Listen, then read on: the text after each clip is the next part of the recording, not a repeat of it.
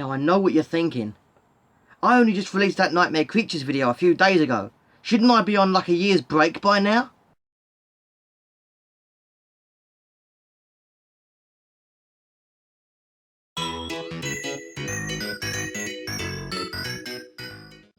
Good evening, ladies and gentlemen, and welcome to the Video Game Cemetery, the home to all things retro video games.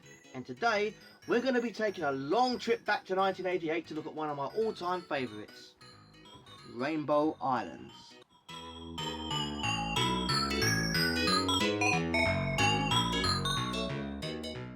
Now, as you can see, this is the UK NES version, but I'm not going to be covering just this version today. I'm going to cover Rainbow Islands as a whole, as an idea, as a game in general, because to be fair, there are so many different versions of it on so many different consoles, it would be impossible to do a video for each particular version. So this is just going to be Rainbow Islands, the video, full stop.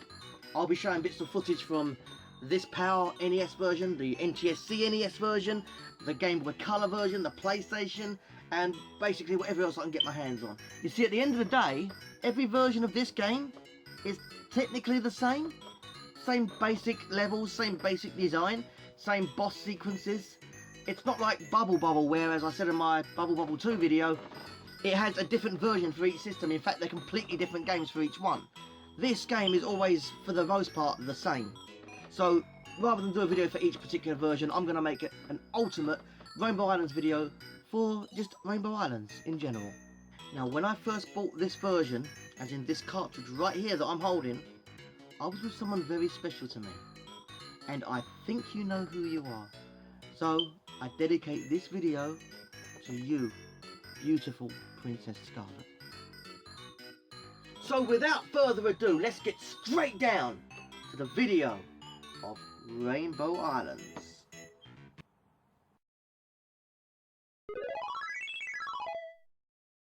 Now, as I said, Rainbow Islands has been released on a ton of different systems, from the Game Boy to the Amiga to the PlayStation, the NES, the Mega Drive, the Sega Saturn, arcades obviously, and so many more. It'd be impossible to do a video on all versions. But that's okay, because unlike with Bobble games, each Rainbow Islands game is actually near enough the same game, just running on different hardware. There is no Rainbow Islands 2 or anything like that. Just a very slightly different take on each version, but still, for the most part, exactly the same game within. Those of you who watched my Bobble Part 2 for the NES video I made roughly this time last year, will know that I mentioned how Rainbow Islands was said to be the sequel to the original Bobble. The Bobble timeline is wonky as fuck, and the original game seems to have at least 4 different sequels claiming to be Bobble 2. This being said, Rainbow Islands is considered by most to be the first true sequel. And that makes sense, since at the end of Bobble, Bob and Bob were restored to their human forms, and Rainbow Islands stars Bob and Bob as human boys. The story goes as follows. After saving their girlfriends from the evil sorcerer Drunk in Bobble, and being restored to human form, they discover that the magical Rainbow Islands are in danger from an evil being known as Dark Shadow. As it turns out, Dark Shadow just so happens to be the evil entity that was responsible for the entire events of the original Bobble. So this means, it's on! Dark Shadow is an evil bubble dragon that has many malevolent abilities, but its favourite is turning human characters into bubble dragons. Hence why Bob and Bob were bubble dragons in the first Bobble. So, it's up to Bob and Bob to rescue Rainbow Islands from this evil bastard and restore peace. The gameplay for Rainbow Islands differs from Bobble in one main way.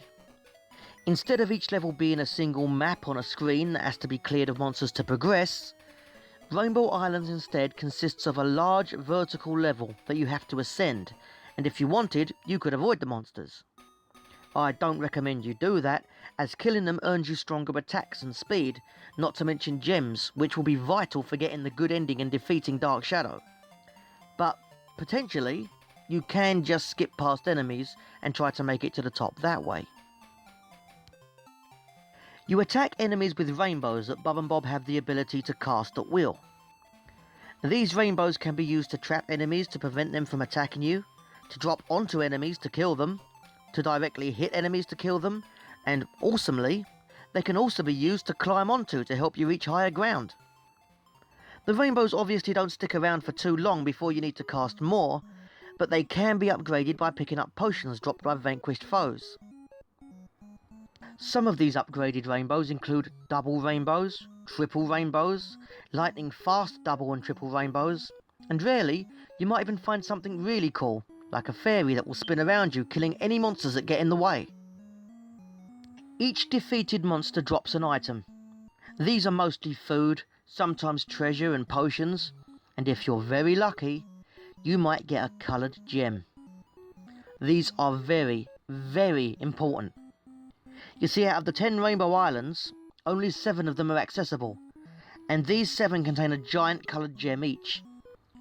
In order to get this giant gem, you have to collect one of each 7 small gems in each of the 7 islands first. This is important because unless you do this, you will not be able to access the island that Dark Shadow inhabits, and therefore, you will not be able to defeat him.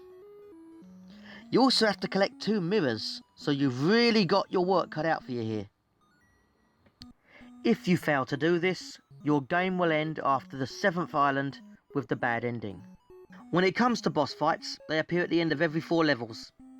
This part of Rainbow Islands is a lot more like Bobble in structure, being set on a single screen and requiring you to figure out a strategy for killing the giant monster before he hits you.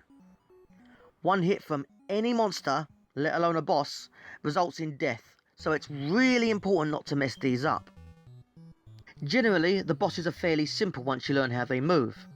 But saying that, the vampire boss on Island 3, Monster Island, is so frustrated even for me at times. Nonetheless, with a bit of practice, generally they can be done.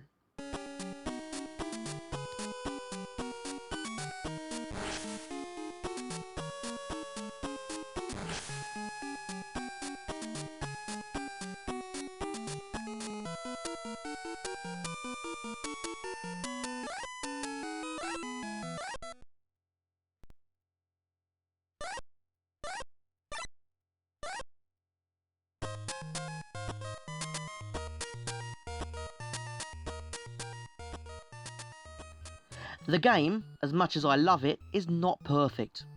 There is a very frustrating credit limit, obviously carried over from the arcades, which means you get a set number of tries to beat the game. And with a game this difficult, that can be quite a problem. If you're new to this game, you probably won't even make it to the first boss. This is because you can't always see what's above you. On top of this, you have a time limit on each level. If you get the dreaded "hurry" message appear on the screen with its screeching sirens of panic, then you tend to play worse, causing more untimely deaths because you're trying to rush to the top. If you don't rush, however, eventually you will drown, because water begins rising from the bottom of the screen and will kill you the moment it reaches halfway up. This water can, and will, also happen during boss fights, which is a fucking nightmare. If you have collected 7 small gems before each boss fight, once defeating the boss, you will be rewarded with a giant gem. Now, keep in mind, it's not always easy to get these small gems throughout the 4 levels before each boss, because they seem to appear randomly from kills you perform, and sometimes appear on ledges that take so long to get to that they vanish before you can pick them up. This can be a serious fucking pain in the neck. If you're not trying to get the true good ending, the game is still hard, but not quite as bad, thankfully. There are some fantastic Easter eggs, if you can call them that, in this game. Each island, as you progress through the game, begins to reveal them. For example, once you get far enough, you'll start to discover monsters and scenery in the levels from other great Taito games that are known to exist in the same universe as Rainbow Islands. My personal favourite was the Fairyland story, an old arcade game by Taito that starred 2 sister witches in a very Bubble styled game. There is a whole island dedicated to this game with monsters and graphics from the original source material. And this isn't even out of place either, because as I said, a lot of these games are from the same universe, meaning they coexist. and have even crossed over in many other games, such as Pop and Pop or Bubble Bobble Symphony, for example, to name but a few. Graphics vary from port to port, but they mostly look the same-ish, and to be fair, if you look at any version of Rainbow Islands, you can immediately recognise it as Rainbow Islands. There's just no mistaking it. Moving on, let's talk about ports. I think one of the most popular ports of Rainbow Islands is the NES version. It seems to be the first result on Google, and it seems to be the one that everyone is playing on YouTube. And for good reason. It's very faithful to the arcade original, considering the limitations. Of course, if you live in the United States, you probably wouldn't agree because over in the USA, you all got a different version to us. The United States NTSC version was made by Taito, and the level design has been reworked for better compatibility for the NES. It also added extra story in between levels, which is nice, but not faithful to the original. Over here in the UK, our PAL NES version was made by Ocean, and it is near exactly the same as the arcade, except with NES hardware. The version I grew up with is the PlayStation version. This was a nice little collection which contained the original Bubble Bobble, Rainbow Islands, and an enhanced version of Rainbow Islands. This was the first one I owned, and so there is a nostalgia to it for me. The graphics are pretty much perfect in every sense, so if you're looking for a near perfect port of the arcade, look no further. The Game Boy Color version is an interesting specimen. It's pretty much just Rainbow Islands again, except it's trying to be a sequel of sorts. It begins with a story where the mayor of Rainbow Islands tells you that the monsters have come back and that you should stop them again. So essentially it's just the same game but with an added story that makes it seem like a new game. And with Bubble Bobble music on the levels instead of Rainbow Islands music. It's a very, very strange port, and I'm not sure what to say about it. There are many other versions of this game. It runs on pretty much everything, so I can't go over them all. But other notable versions are Mega Drive and Master System. These are very good ports and definitely worth a look too. But at the end of the day, my personal favourite would have to be a toss-up between the PlayStation and the NES UK version. The music in some versions you'll notice is considerably different to others. This is because of a complaint saying that the music was too similar to Somewhere Over the Rainbow, which, when you've been told about it, you can sort of hear. But I'll be honest, I never noticed that until I was told. Yeah, I'm a grown man playing Rainbow Islands. What, bruv? The best part about Rainbow Islands is its price. It is still going for reasonable prices, from around the £20 mark to about £60, depending on system and condition, which is not bad at all for such a great vintage game. If you remember my Bubble Bobble Part 2 video for NES, you'll know how much that one goes for, which is quite different to this one. Back when I was in high school, I'd say mid-high school, I used to do this thing where I wouldn't go to the classes, but what I would do is I'd go to the libraries or the computer labs, and I'd look up how to do this. And I spent so many hours trying to learn how to play this just in my school time. Fantastic fucking game, and fantastic memories to go with it. Now, I said at the beginning that there is no Rainbow Islands 2, and I know someone out there is going to try and be smart and tell me that Parasol Stars is Rainbow Islands 2. But sorry, no. That's as much Rainbow Islands 2 as Rainbow Islands is Bubble Bobble 2. It's a sequel, yes, sure, but it's not Rainbow Islands. That game is based on the same characters fighting their enemies in a Bubble Bobble style game using a parasol. No rainbows in sight. So yes, it's a sequel, part of the original Bubble Bobble trilogy, but they are not continuations in style of gameplay or theme, only in story. Also, I highly recommend you check out the Bubble Bobble info pages and the Rainbow Islands info pages. I've been reading these since 2001 and they are still online, thank God. I'll link them down in the description below, check them out. They contain all kinds of tips and tricks on Bubble Bobble and Rainbow Islands. A must read. So all in all, I have nothing but praise to give to Rainbow Islands. This is a game that was part of my childhood, very important in the world of arcade classics and should definitely be revisited today. It's got charm, a bright atmosphere, and even if you're feeling depressed, this game has a gift of just brightening up the day. And I fucking love it. So yeah, if you haven't played Rainbow Islands, I highly recommend you play this classic platformer, which makes you feel like a child again. I would recommend, if you're going to play it, to play either this version, the PAL NES version. The USA NTSC version is alright. That's okay, it's a good option. The PS1 version, absolutely. The Sega Saturn version, absolutely. And maybe the Mega Drive, which is the Genesis for you Americans out there.